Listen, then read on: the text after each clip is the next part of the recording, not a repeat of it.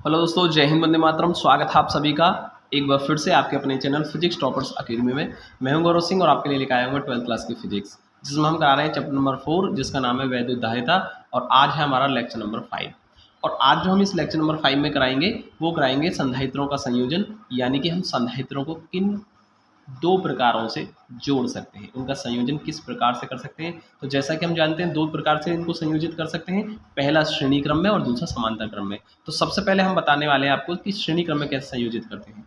तो मान लेते हैं यहाँ पर हमारे पास तीन संधारित्र हैं C1, C2, C3, और हमने इनको श्रेणी क्रम में जोड़ दिया। श्रेणी क्रम में जोड़ने का जो तरीका होता है वो ये है कि ये जो समांतर प्लेट संधारित्र हैं तीन हमारे C1, C2, C3, संधारित्र C1 की दूसरी प्लेट को अगले संधारित्र C2 की पहली प्लेट से कनेक्ट कर दिया, ठीक है। और फिर दूसरे संधारित्र की दूसरी प्लेट को तीसरे संधारित्र की पहली प्लेट से कनेक्ट कर दिया। इसी तरीके से इसी सीक्वेंस को आगे बढ़ाएंगे, यानी एक सीरीज में, यानी एक श्रेणी बनती चली जाएगी, ठीक है। एक सीरीज श्रेणी बनती चली जाएगी इस प्रकार से। तो इसीलिए इसको कहते हैं श्रेणी क्रम संयोजन, ठीक है। आप देख सकते हैं एक सीरीज सी बन गई है हमारी, ठीक है। अब देखिए हमने तीन संधारित्र लिए हैं, तो हम लिखेंगे माना तीन संधारित्र C1, C2 व C3 है, इनको चित्रानुसार श्रेणी क्रम में जोड़ा गया है। ओके, संधारित्र C1 के प्रथम प्लेट को +Q आवेश दिया जाता है तथा अंतिम संधारित्र को पृथ्वी से जोड़ दिया जाता है। इस तरीके से आपको इसके बारे में लिखना है। अब इन तीनों के देखिए विभवांतर अलग अलग होंगे। इसके सिरों पर विभवांतर V1 मान लिया, तो आप लिखेंगे माना C1 के सिरों पर विभवांतर V1, C2 के सिरों पर विभवांतर V2 तथा C3 के सिरों पर विभवांतर V3 है। ओके, इतना लिखने के बाद अब आप देखिए, अब आपसे यहाँ से समझेंगे ये काम कैसे करेगा। जब +Q आवेश हम इस बिंदु A पर देंगे तो ये +Q आवेश एक समान रूप से संधारित्र C1 की पहली प्लेट पर एक समान रूप से फैल जाएगा। फिर उसके बाद प्रेरण की घटना द्वारा यहाँ पर जैसा कि आप जानते हैं माइनस माइनस आ जाएगा, और यहाँ बाहरी सतह पर आएगा धन धन आवेश। तो जितना ये धन आवेश आएगा ये फिर से होता हुआ आपका यहाँ इस रास्ते से होता हुआ C2 की पहली प्लेट पर आकर फैल जाएगा। तो इस तरीके से हमारा ये भी संधारित्र आवेशित हो जाएगा। प्रेरण द्वारा फिर से यहाँ माइनस आ जाएगा और बाहरी सतह पर फिर से धनावेश आएगा, और वो धनावेश यहाँ से होता हुआ C3 की पहली प्लेट पर आकर के एक समान रूप से वितरित हो जाएगा। प्रेरण द्वारा यहाँ फिर से माइनस आएगा और बाहरी सतह पर यहाँ पर धनावेश आएगा, वो धनावेश पृथ्वी को स्थानांतरित हो जाएगा और खत्म हो जाएगा, ठीक है। तो इस प्रकार से हमारे तीनों संधारित्र लगातार आवेशित हो जाते हैं, ठीक है। अब देखिए यहाँ हम देख सकते हैं कि संधारित्र C1, C2, C3 तीनों में आवेश जो होगा वो क्या होगा, समान होगा, परंतु विभवांतर क्या होंगे, अलग अलग होंगे, ठीक है। सपोज करते हैं, हम मान लेते हैं कि तीनों यानी A और B बिंदुओं के बीच जो विभवांतर वो कितना है, V है। A और B दोनों बिंदुओं के बीच विभवांतर कितना है, हमारा टोटल विभवांतर V है, ठीक है। तो हम लिखेंगे कुल विभवांतर, कुल विभवांतर, कुल विभवांतर कैसे निकालेंगे हम, V बराबर V1 plus V2 plus V3, ये आ गई हमारी समीकरण नंबर 1। भाई अगर हम कुल विभवांतर निकालना चाहें A और B के बीच, बिंदु A और B के बीच में, ठीक है, तो कितना आएगा, V बराबर V1 प्लस V2 V3, यानी तीनों को ऐड कर देंगे, वो किसके बराबर होगा, कुल V के बराबर होगा। आई थिंक आपको तो समझ में आया होगा। अब हम यहाँ से एक काम करेंगे, पहले हम V1 का मान निकालेंगे, फिर V2 का और फिर V3 का मान निकालेंगे। देखिए तीनों पर जो आवेश होंगे वो क्या होंगे, बराबर बराबर होंगे, इसलिए मैं इस पर QQ आवेश दिखा देता हूँ। सब पर प्रत्येक पर जो आवेश होगा वो क्या होगा, समान मात्रा में होगा, ठीक है। तो हम यहाँ से निकालेंगे V1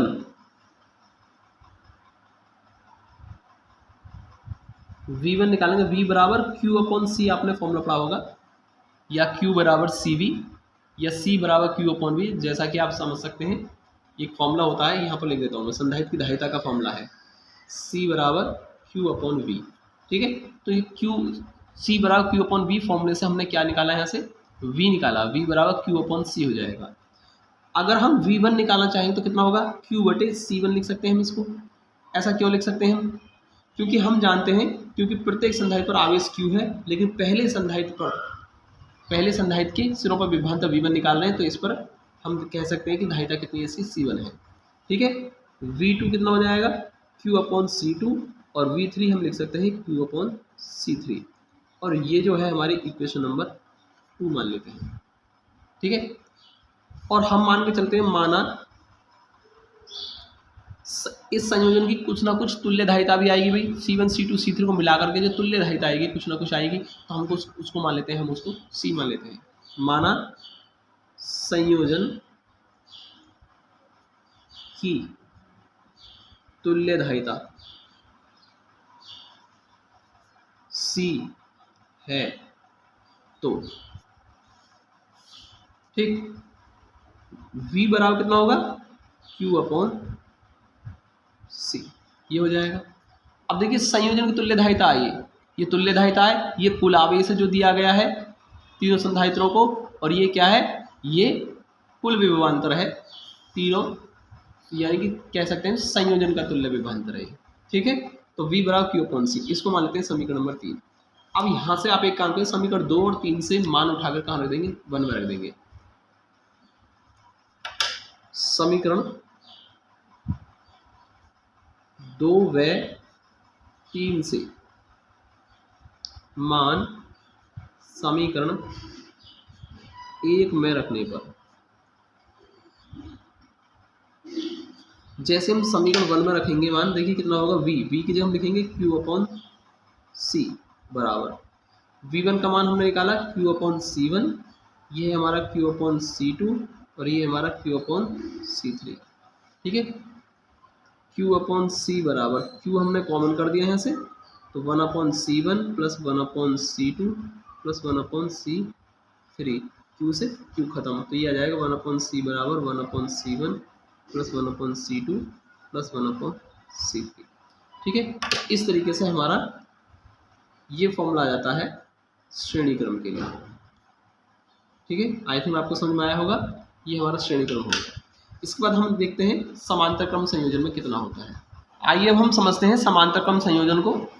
जैसा कि आप चित्र में देख पा रहे हैं, हमने 3 संधारित्र C1 C2 C3 लिए हैं और हमने इनको एक साथ समांतर क्रम में जोड़ दिया है। अब देखिए समांतर क्रम में जोड़ने का जो तरीका होता है वो क्या होता है, हम संधारित्र को इस प्रकार से रखते हैं कि उनकी पहली प्लेटों को एक साथ एक बिंदु पर आकर कनेक्ट कर दें और दूसरी प्लेटों को किसी अलग बिंदु पर आकर के कनेक्ट कर दें। जैसा कि आप देख सकते हैं, देखिए मैंने इसकी पहली प्लेट और इसकी पहली प्लेट को एक बिंदु, सपोज करो ये ए है, ए पर ला करके ज्वाइंट कर दिया है और दूसरी प्लेटों को मैंने एक दूसरे बिंदु बी पर ला करके ज्वाइंट कर दिया है। ठीक है, इस प्रकार से हमने इसको समांतर क्रम में संयोजित कर दिया। ठीक है, इसके बाद देखेंगे हम इस बी बिंदु को हमने अर्थ से कनेक्ट कर दिया है।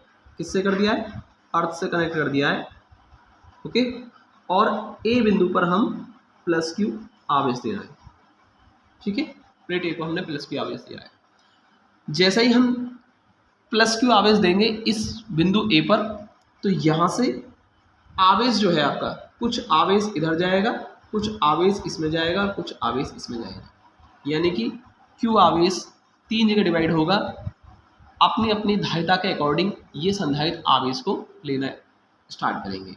तो यानी यहाँ पर जो गया C1 में गया सपोज करो Q1 आवेश, और इस C2 में गया Q2 आवेश, और C3 में गया Q3 आवेश।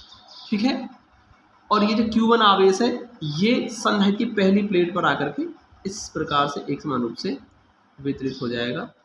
ठीक, और इसमें होगी फिर प्रेरण की घटना, जिसके कारण यहाँ पर आंतरिक प्लेट पर, आंतरिक सतह पर ऋणावेश आएगा और बाहरी सतह पर धनावेश आएगा।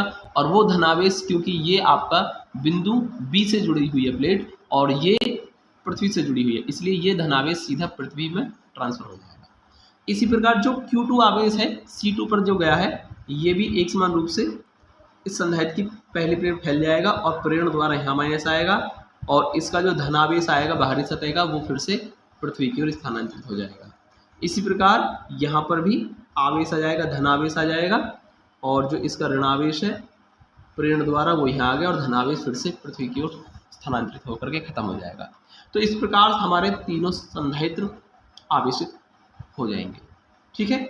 अब इसके बाद देखिए आपको थोड़ा सा डायग्राम के बारे में लिखना होगा कि माना 3 संधारित्र C1 C2 C3 हैं जो कि चित्रानुसार समांतर क्रम में संयोजित हैं। संधारित्र की प्रथम प्लेटों को बिंदु A पर तथा द्वितीय प्लेटों को बिंदु B पर कनेक्ट किया है तथा B बिंदु को पृथ्वी से जोड़ दिया गया है। बिंदु A पर प्लस Q आवेश दिया गया है जो कि संधारित्र C1 की प्लेट पर Q1 तथा C2 प्लेट पर Q2 तथा C3 की प्लेट पर Q3 आवेश स्थानांतरित हो जाएगा। ठीक है। प्रेरण द्वारा द्वितीय प्लेटों पर ऋण आवेश आएगा तथा बाहरी सतह पर धन आवेश आएगा, वो पृथ्वी की ओर स्थानांतरित हो जाएगा। ठीक है। इस तरीके से आपको इसके बारे में लिखना, डायग्राम के बारे में, और फिर इसके बाद हमें करना है इसका डेरिवेशन। तो कैसे करेंगे, देखिए हमने Q आवेश जो दिया है ये 3 जगह डिवाइड हुआ है, Q1 Q2 और Q3। तो हम क्या लिखेंगे, हम लिखेंगे कुल आवेश। कुल आवेश कितना आवेश है, कुल आवेश Q जो है वो किसके बराबर होगा, Q1 plus Q2 plus Q3 के बराबर होगा। यही होगा ना। देखिए Q आवेश ही आपका 3 जगह डिवाइड हुआ है, तो अर्थात हम Q1 Q2 Q3 को ऐड कर देंगे तो वो किसके बराबर होना चाहिए, Q के बराबर होना चाहिए। ठीक है। अब यहाँ से हम Q1 Q2 Q3 की वैल्यू निकाल सकते हैं, क्योंकि हम जानते हैं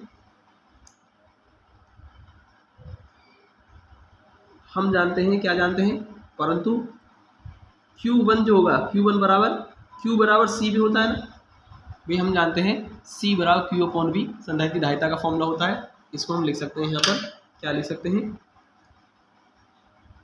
C बराबर Q अपॉन V होता है। ठीक है।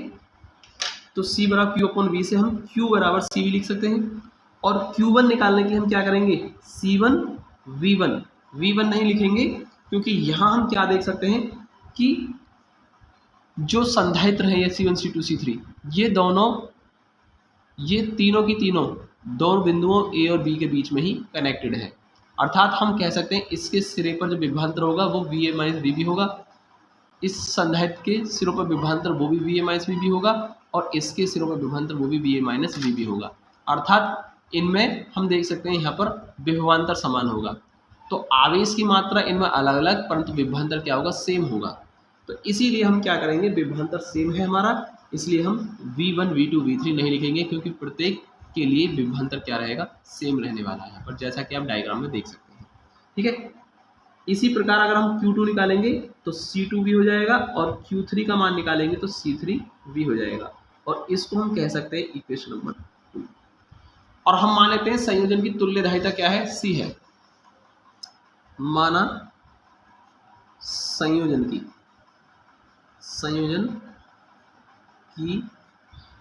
तुल्य धारिता C है, तो कुल आवेश Q बराबर कितना होगा, Q बराबर C भी होगा। ठीक है। ये इक्वेशन नंबर 3 मान लेते हैं। अब आपको क्या करना है, इक्वेशन 2 और इक्वेशन 3 दोनों से वैल्यू उठा करके इक्वेशन 1 में रख देनी है। समीकरण 2 व 3 से मान समीकरण 1 में रखने पर। ठीक है। देखिए समीकरण 1 में हम देख सकते हैं क्या लिखा हुआ है, Q बराबर Q1 plus Q2 plus Q3। ठीक है। तो Q की वैल्यू क्या है हमारी, CV, यानी CV बराबर Q1 की वैल्यू हमने क्या निकाली है, C1B, और Q2 की वैल्यू निकाली हमने C2B, और Q3 की वैल्यू निकाली हमने C3B। ओके, सारी वैल्यू रख दी हमने। CV बराबर, यहाँ से हम देख सकते हैं V सब में कॉमन है, तो C1 plus C2 plus C3 लिखा जा सकता है इसको। तो V से हमारा V कैंसिल हो जाएगा, यानी कि C बराबर C1 plus C2 plus C3। इस तरीके से हम इनका समांतर क्रम में व्यंजक निकाल सकते हैं। ठीक है। आई थिंक आपको समझ में आया होगा। तो चलिए आज की वीडियो हम सिर्फ इतना ही रहने देते हैं, और देखिए हमारा जो ये चैप्टर है ये इसमें सारे थ्योरी और डेरिवेशन हमारे कंप्लीट हो चुके हैं, और अगली जो वीडियो आएगी उसमें हम न्यूमेरिकल कराएंगे। ठीक है, तो अगली वीडियो से हमारे न्यूमेरिकल स्टार्ट हो रहे हैं, देखते रहिए वीडियो। मिलते हैं अगली वीडियो में। जय हिंद, वंदे मातरम।